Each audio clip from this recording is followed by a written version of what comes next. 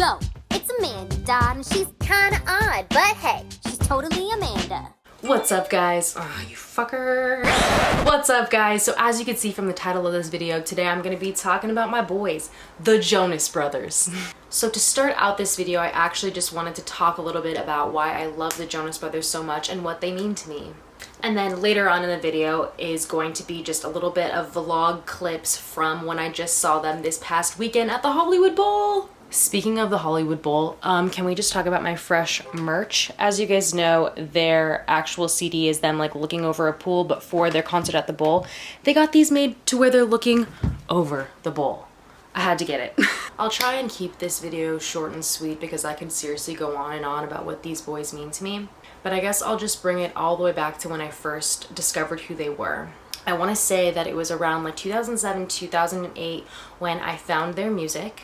The first song I ever heard by them was Year 3000, and that actually is still my favorite song to this day by them. Maybe it's my favorite because it's the first one I ever heard, or just because it's a freaking jam and it just gets me in such a good mood. I put it on and I'm like, yep, not sad anymore. We're jamming. So during that time, I was probably either a junior or a senior in high school. I feel like I was a junior, so it was probably in like 2007-ish. I'm pretty sure that a girl on my dance team like asked if I had heard of them, and I'm like, yeah, I've heard of them, but like I hadn't really listened to them at the time, and she showed me that song and I was just like, wow, obsessed already. At the same time, I was still an old bitch who was watching the Disney Channel, so whatever, I don't really care, no shame in my game. That was like the time of Wizards of Waverly Place and like Hannah Montana. God, I'm so embarrassing. But that was my shit. And I remember seeing their little music video clip from Kids of the Future. We're the kids, we're the kids, we're the kids of the future. So yeah, I kind of feel like that and that girl telling me of Year 3000 on my dance team were kind of the first I ever heard of them. I feel like I started to just become obsessed because me and my little cousin Olivia got concert tickets to see them. She was obsessed with them just like me. She's also 8 years younger than me, so it shows you that they can have fans of all ages. This was at the time that there was obviously still iTunes, so I would just actually download all of their unreleased songs, probably like from LimeWire or something. I don't even know if it was still around during that time, but showing my age again. One really special song that they have is actually one that's unreleased, and it is called Eternity. That song just really resonated with me. The lyrics are so beautiful. If I can just kind of think of some of them off the top of my head. Because I will remember you and I will see you again when I rise, because I know and I believe that I will see you in eternity. So, very emotional. Pulls at your heartstrings. And was just really relatable with what I was going through. It comforted me. And then of course their It's About Time album, and then eventually when their Jonas Brothers self-titled album came out, I was just obsessed, dived right into it.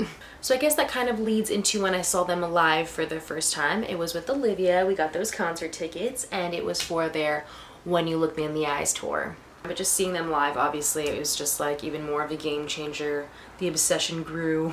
Thought there was a connection between me and Joe in the audience. But besides me continuing to see them throughout the years for every single entire tour that they've had, not only every tour, but every little like side gig that they had in LA, like free shows at the Grove or at the House of Blues. My ass was waiting in line all day, but it was worth it. I should probably explain why that is. Like, why is there such a connection? So kind of to jump back to when they first came out, that was actually the hardest time in my life. And not to get all mushy and sad, but I lost my mom to cancer when I was 16 years old. And oh, I don't want to cry. And that was just the darkest time in my life thus far. I was super depressed, wasn't going to school, barely graduated high school, just getting into trouble, doing stupid shit, and honestly, the Jonas Brothers saved me, as cheesy as that sounds. Not only did I just connect to their music because it just made me so happy, like whenever I put it on, I was just like, oh, what? Like, I'm cool now. I'm good. I can just sit in my room, drive, do whatever, and listen to the Jonas Brothers, and I'm gonna be okay. But yeah, besides the music, it was just them. They are angels. They truly inspired me to want to be a better person. Like I said, during that time, I was kind of just like going down a bad path. didn't care about anything, and here come these three guys that were just like super positive, like had their purity ring, saving themselves, and just like good morals, family. I don't know, that resonated to me, and I was just like, if they can do it, what am I doing? Like, I can do this too. Like, I don't need to be being stupid. Like, I owe it to myself, and I owe it to my mom to get my shit together. So again, cheesy, but with their help, I did get my shit together. Those dudes were just there for me when no one else was. Even if my friends tried to be there for me, it was just something that I needed to go through on my own. And obviously they don't know this, but they were there for me. They supported me. They lifted me up. I feel like a lot of people my age just like didn't really understand. It was like a guilty pleasure for them to like listen to their songs, and I was like, I don't even care. I am proud as shit to be a Jonas Brothers fan. An example of how crazy I was, it was back in the day when it was cool. Well, I guess people still do it now, youngins.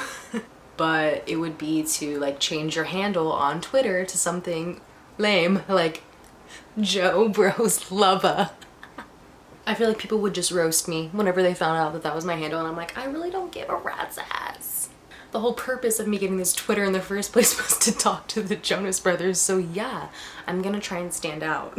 And of course, I was the girl with all of the walls with Jobros on them. Even my ceiling at one point, you guys, I'm gonna insert some clips because it's just epic. I cut like intricate pieces out of magazines like J14 and all that bullshit and put them up on my ceiling with tape like a psychopath.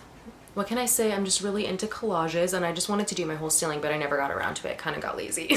When I saw them last, I actually went to the Gibson Amphitheater for their last tour, which I didn't know was going to be their last tour at the time, and it was kind of full circle because that's where I saw them for the first time with Olivia on the When You Look Me in the Eyes tour. So that was when they had, you know, like pom-poms out and First Time and like wedding bells, and they were kind of teasing that there was going to be a new album and everybody's getting excited, but then it kind of just took a downward spiral. I remember finding out that they were breaking up, and I literally felt like someone was dying. Again, psychopath. So yeah, them separating obviously sucked, but I was like, hey, at least we're still getting some new music, you know, Nick's going solo. At least I'm getting a taste of that. I was obsessed with DNCE, so that was cool too. Kevin's doing his thing with his family. I feel like they kind of hinted at this in their documentary, Chasing Happiness. Just the fact that, you know, the magic really wasn't there when they were separated. It kind of happens when they're all together. So they got the band back. Thank you, Lord. My prayers were answered. I'm sure they all just grew up a bit too. They're older now, they have wives, Kevin with his kids, so I think that they're just at a different point in their life and they're just like, it's time. Which brings me to this new era of the Jonas Brothers. Y'all, I was always saying when they came back that my ass was gonna be front row, and guess what happened? Yo girl was front row. I spent a pretty penny on these tickets. And I'm also going to see them in December, which is just gonna be amazing because I've actually never met them. And that's on my bucket list. Like, I'm gonna be able to die happy after I meet them. But really, like, it'll just be cool to like say what's up, say thanks, really. Just thanks for helping me get through some shit, y'all. I friggin' love you. So I guess that pretty much covers it. Hopefully I'm not leaving anything out, but now you kind of just have a better understanding of why I love them so much. I'm always gonna love them. I'm always gonna be just a diehard fan. If they're still kicking it like the Rolling Stones and are just like in their 70s still jamming, I'm gonna be front row, jamming there with ya. So if for some crazy reason any of you guys are watching this, Joe, Kevin, Nick, I love you and I can't wait to meet you in December. Thank you so much from the bottom of my heart. Oh my god, I thought I wasn't gonna cry. For everything that you do and just being such positive role models to me and so many other people. Alright, so now we can just get into the little bit of vlog footage that I have. I felt kind of weird just vlogging because it was just kind of a day that I wanted to not be on my phone, and there was a bunch of people around us when I kind of did pull out the camera, and I'm like, I just don't want to be that bitch. So enjoy what little I have, but the concert footage is actually where it's at, so I hope you guys enjoy that. I actually took a clip of every single song that they played that night so you can kind of get an idea of what their set list was. Oh yeah, and I actually didn't even look up their tour set list because I just wanted to be surprised and live in the moment. That's why I just kind of got little clips to compile in here. I didn't want to be like filming the whole thing on my phone. But here it is.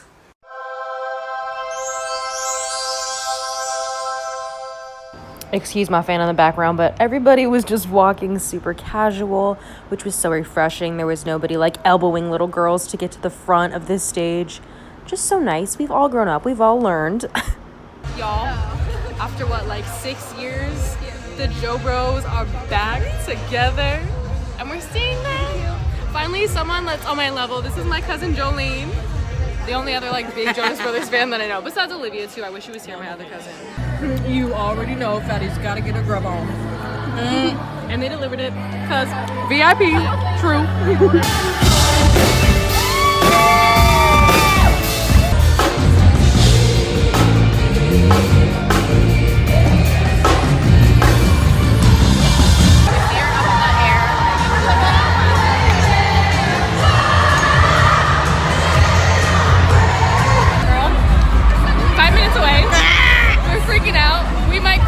Ugly cry. That's kind of embarrassing though, since we're literally front row. VIP. Yeah. True. We're so excited!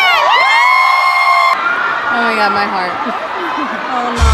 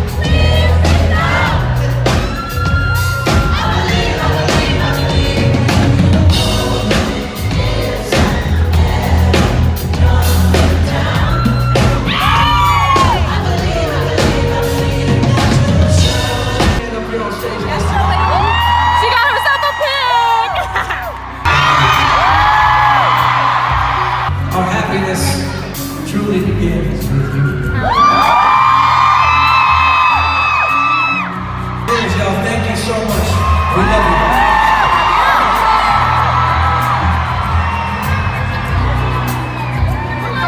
Look, they're having a shot with the cameraman.